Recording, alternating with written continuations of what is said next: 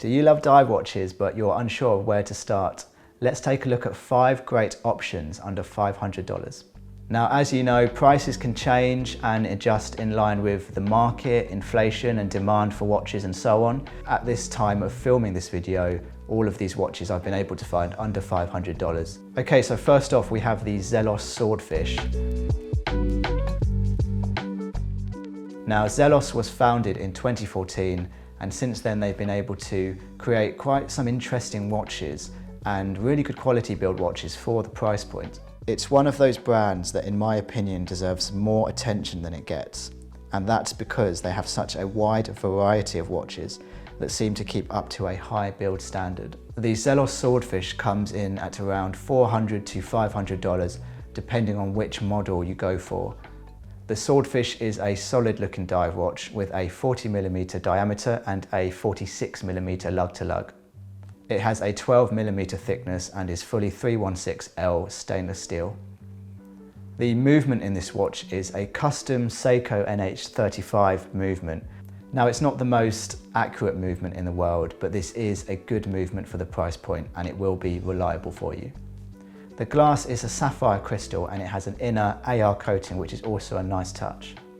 It comes in an array of some rather funky colour and dial options, my favourite being the meteorite dial. I mean, how often can you find a meteorite dial watch like this for under $500? Now, this watch being a dive watch, it's rated at 200 meters of water resistance, which is pretty standard, it's very good, and you're not going to need any more than that. The standout feature of this watch is actually its lume. It has a really bold, bright, impressive lume. Now, you can spend $1,000, $2,000 on a dive watch and the lume will be nowhere near as good as this watch.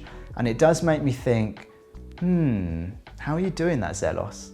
To sum up, guys, this is a competitive watch at the price point, and if you like to be a little bit extra with the design while supporting a micro brand, then this is a good option for you. Next up is the Seiko Prospex Samurai. Now, it wouldn't be a dive watch video if you didn't mention Seiko. Seiko Prospex watches are designed for sports and adventure lovers alike. This watch is nicknamed Samurai by Seiko fans simply because of this impressive angular case shape that looks like it was carved by the sword of a samurai. The handset is also designed with a sword-like appearance. It's a chunky, indestructible dive companion that's also rather good looking. This is a slightly larger watch coming in at 44mm case diameter and 13mm of thickness. This watch comes in some fun fancy colours. I particularly like the orange Samurai edition, but there's also the blue Lagoon edition, which is worth taking a look at. The Seiko Prospex is rated at 200 meters of water resistance. The movement in this watch is the caliber 4R35. It's an automatic self-winding movement. This movement beats at 21,600 vibrations per hour and also has a power reserve of 41 hours. Now, Seiko is using its popular Hardlex crystal. It's a mineral crystal used on the front of this watch. This watch retails at around $400, but I have found it on the grey market for $350, even $300. Owners have been known to swap out the bracelet for different bracelets or other strap options. As far as I know, with this watch, the possibilities are endless. So overall, this watch is a very strong contender. It goes without saying that Seiko is a dominant brand in the dive watch space, and the Samurai is no exception. Moving on, we have the Orient Kamasu, which is a very popular dive watch. This was my first ever dive watch and it still gets most of my wrist time today, so I think that says a lot about this watch. The Kamasu has a 41.5mm case diameter with a 46.5 lug to lug. The thickness is 12.9mm and the in-house automatic movement is the caliber F6922. The Kamasu has a sapphire crystal and a screw-down crown, giving it that ever-important 200 meters of water resistance. The handset is also very attractive on this watch, and the day-date function doesn't feel too crowded in. Now, the dive bezel isn't ceramic. It never bothered me, and I doubt it will bother you because for the money, you just can't go wrong. It currently retails at $300, but you don't have to look too hard to find it much cheaper than that. You can't go wrong with the dial colour options of this watch. My favourite colour has to be the deep red. Normally it's a deeper dark red which shies to show itself, but in certain angles in the light it completely transforms to a bold, rich red which you can't stop looking at.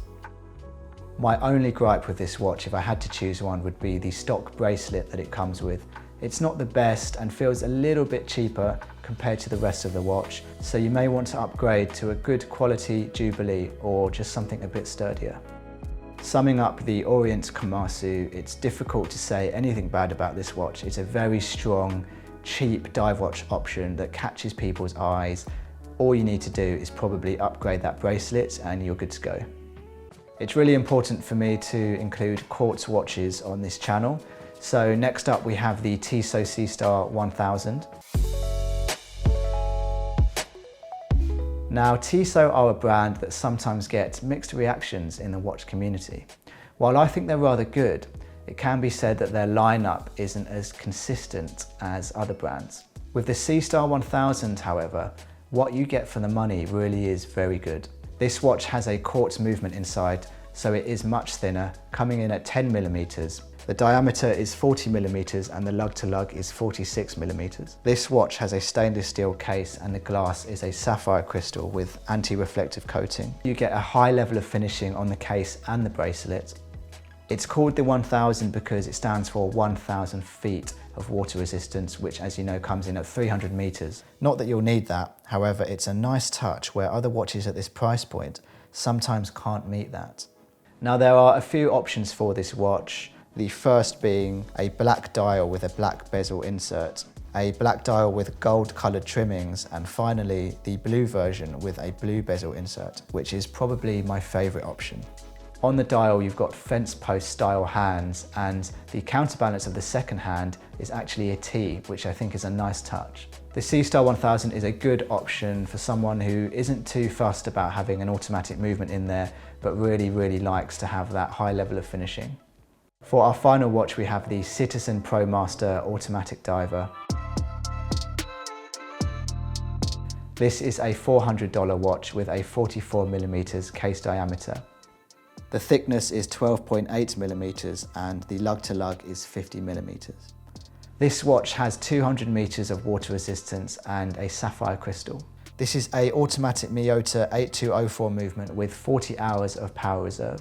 Now this watch nearly didn't make it onto my list, and that's because I met a friend recently who actually had one of these, and it made me realise that this watch is maybe a little bit overlooked and not talked about enough.